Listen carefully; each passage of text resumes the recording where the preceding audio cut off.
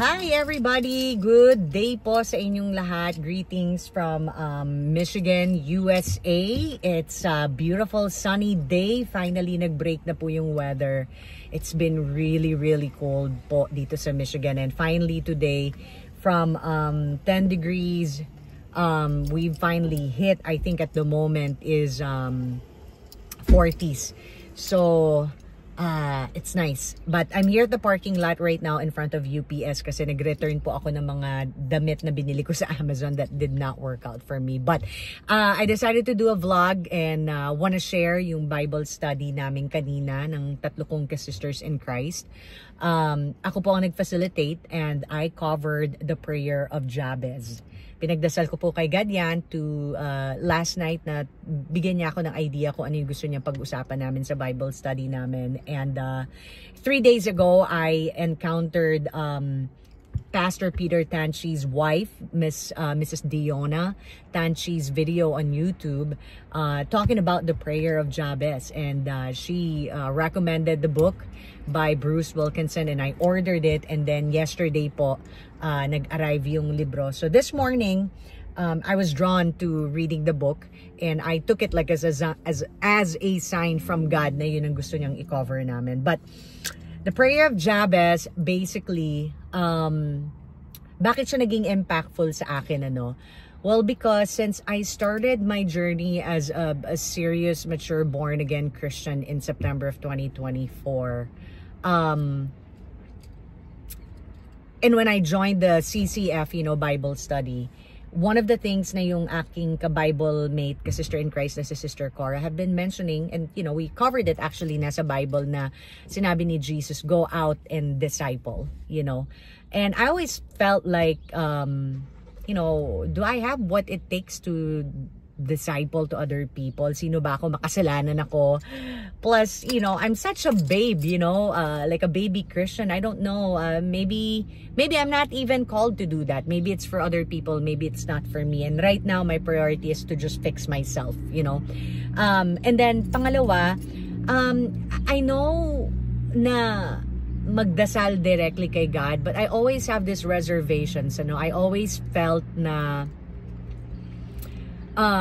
ayoko magdasal, mag-ask ng marami. Hindi ba parang sa taong relationship, nakakayamang hingi, 'di ba? Mag-ask ng favor. So, I always have this feeling na I don't want to ask too much from God.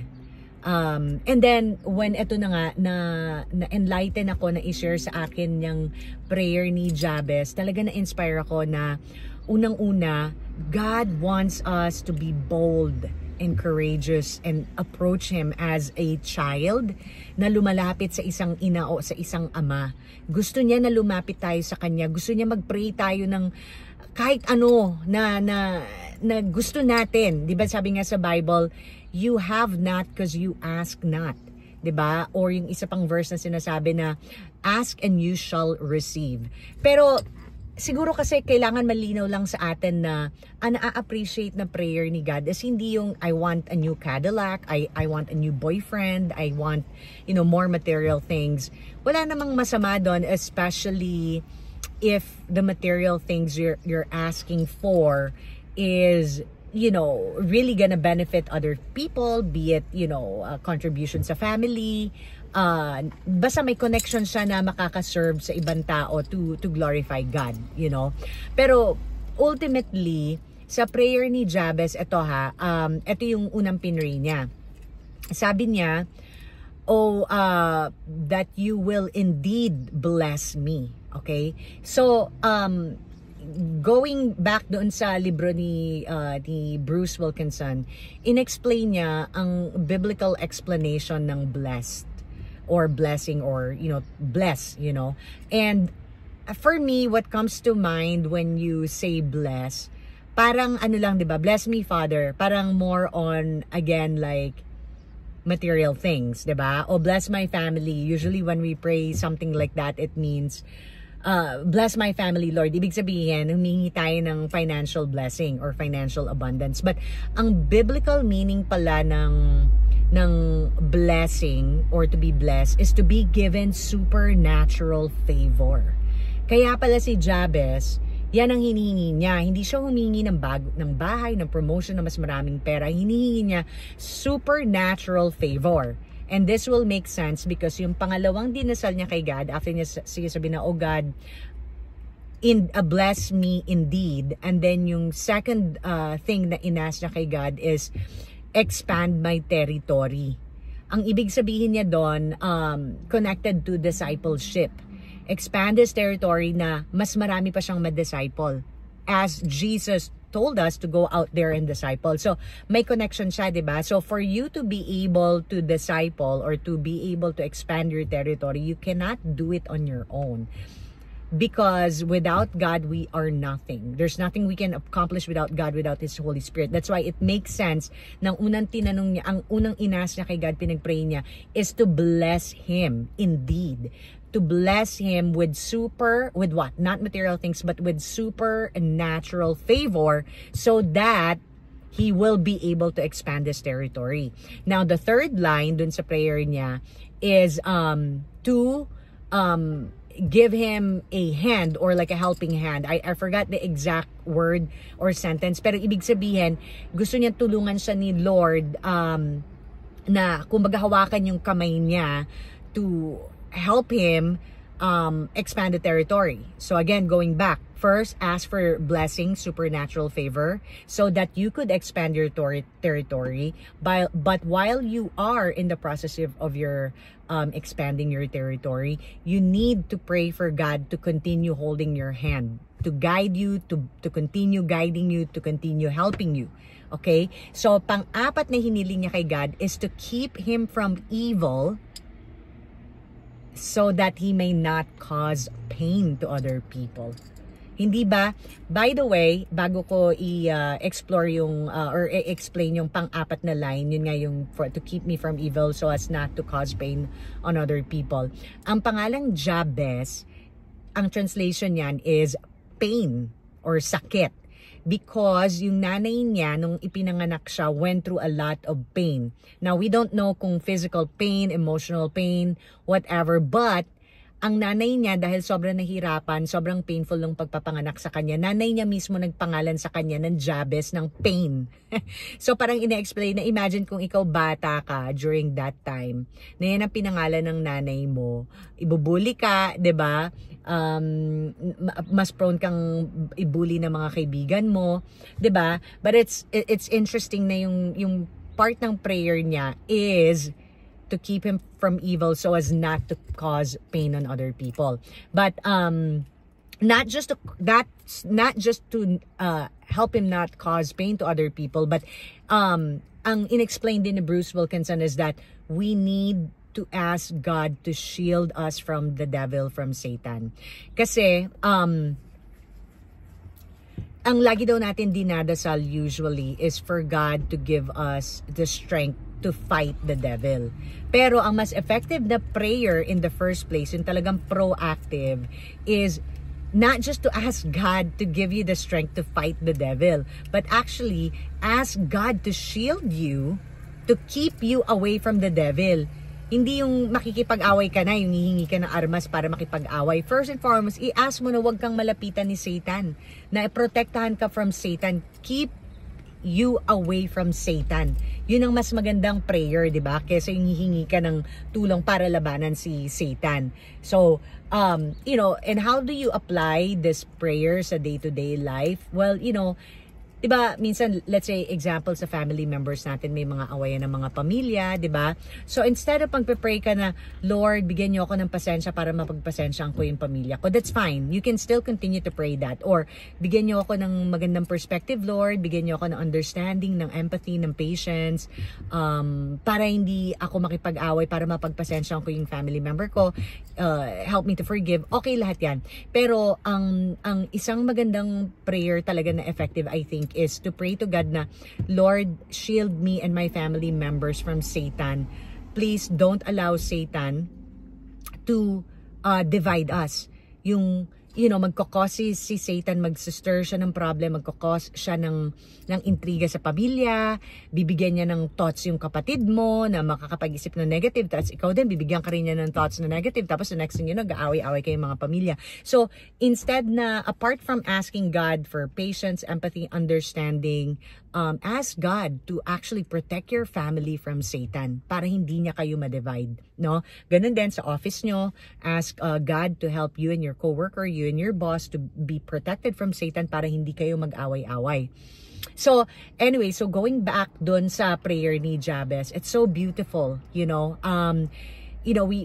must get to a point with our Christian walk to go deeper and grow at the same time from only wanting God to always be there for us when we need Him, when we need help, to wanting to be one of His disciples. Kasi the devil, diba, Satan nga, is out to kill, steal, and destroy. But the good news is Jesus have already come to and defeated him and gave us life, So, mangarap din tayo na matulungan ng army of light, army ni God. We should aim to become soldiers of Jesus, of God, to help our fellow brothers and sisters na nadideceive ni Satan. No? Kaya nga yung prayer niya, di ba, napakaganda. Bless me, expand my territory, give me your helping hand, and shield me from keep me away from evil so that I will not cause pain on other people. 'Di ba? Para hindi ka makapag-cause ng pain sa ibang tao, para matulungan ka ni God, wag matempt. Kasi si Satan, pag mapapansin niyo yan, if you are a serious Christian and you aim to go out there and help out many people na mapalapit kay God, na mag-disciple, mag-share ng word ni God, aatakihin ka lalo ni Satan. Mararamdaman mo yon. No? So, all the more kaya nga kailangan natin, kasi syempre, he doesn't want us to win. He wants to cause division among us. Tatry niya yung best niyang harangan yung mission natin to glorify God and to help save as many people. Pero, huwag kayong mag-alala kasi panalo na tayo. Nung dumating si Jesus, defeated na siya. Hindi niya tayo kayang galawin. He cannot touch us without God's permission. So, again, I hope that one day, like Jabez, you will grow into the kind of Christian who not only wants to be blessed materially, who not only wants God to be there to help you with your problems, to heal you from your illness, hindi lang yung dasal na pagalingin yung pamilya nyo, na i-bless kayo, tulungan kayo sa mga problema nyo, pero ipagdasal nyo na i-expand yung territory nyo sa pagde-disciple, na gawin kayo ni God na tulungan niya kayo, na tulungan na maging part ng light, ng souls, ng army of light, to go out there and disciple to people. So, yan po ang napakagandang prayer ni Jabez, ang nire-recommend po ni Bruce Wilkinson, who wrote the book, The Prayer of Jabez. Hanapin niyo po yan, meron yan siguro dyan sa National Bookstore. I don't know how much, pero parang ang sabi ng wife ni Peter Tanchi, around 80 pesos. I don't know if that's accurate. Pero read the book. Ang ini-encourage niya, ang advice niya is to actually read the book. Manipis lang siya. It's like this much. Once a week or once every 2 weeks. Basta regularly keep rereading it kasi baka may mamimiss out ka na lesson na when you read it the second time, the third time, the fourth time around, may mapupulot pa rin kayong bagong wisdom. And of course, to pray the prayer of Jabez. Kung wala naman kayong libro, i-google nyo na lang the prayer of Jabez. Every single day, morning or night, or throughout the day, pray for the prayer of Jabez. Yon. Tapos makikita nyo na lang na ibibigay ni God yung prayer na yan sa inyo. Ibe-bless na kayo, ibibigyan niya tayo ng supernatural favor, and then the next thing may ma-encounter tayong tao na parang out of the blue na lang mag-open up sa atin, and then the next thing we're sharing the gospel of God. And then, nag-expand na yung territory natin, na mas nagiging madami na de-disciplean natin. So, ayun lang po ang ating Bible study today, the prayer of Jabez. Again, the biggest takeaway is as children of God, God wants us to come to Him boldly. Ask and you shall receive, but you have not because you ask not. Kung hindi tayo mag-pray. And another thing to remember, hindi kasi mapilit si God, hindi kanya pipilitin. Kaya ang gusto niya ikaw ang lumapit at manghingi kasi ang gusto niya voluntary. And before I close this, gusto ko lang i-share yung story doon sa book na, you know, this is why we need to be bold, to be confident, to feel open and free to approach God and to pray to God for whatever we want and whatever we need. Kasi ito yung story na yung may isang character na tao na namatay na and then napunta sa langit. And then pagdating sa langit, nakipag-meet siya kay Peter, kay Pedro. Tapos binibigyan siya ng tour ng heaven ni Peter. Tapos may dadaanan daw silang malaking warehouse. And then yung warehouse na yon, parang pinasok niya. Sabi ni Peter, don't bother with it. You don't have to go in there. Pero mapilit siya sa pinasok niya yung malaking warehouse. Pagpasok niya, nakita niya maraming mga boxes ng regalo na unopened, na hindi nabuksan. Tapos, nakita niya, meron nakalagay sa pangalan niya. Nung binuksan niya, kita niya yung mga regalo sa loob. Tapos, yun, parang inexplain na Peter na maraming unopened gifts tayo na hindi nakarating sa atin, hindi natin nabuksan, hindi na ibigay sa atin because we never ask God for these gifts. So, yun lang.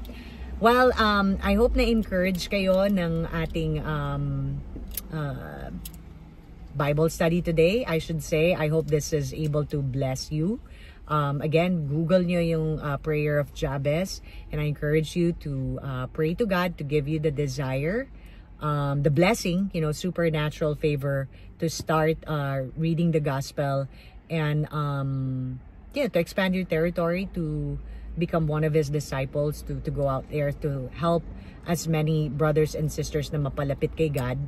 And I think one of the most important thing is to keep you from evil, to protect you, your family, your loved ones, so that you know, we do not cause pain on other people, so that we do not commit sin, so that we do not, you know, give in to temptations. Kasi pag nagkakasala po tayo, yan na nagsaseparate sa atin kay God.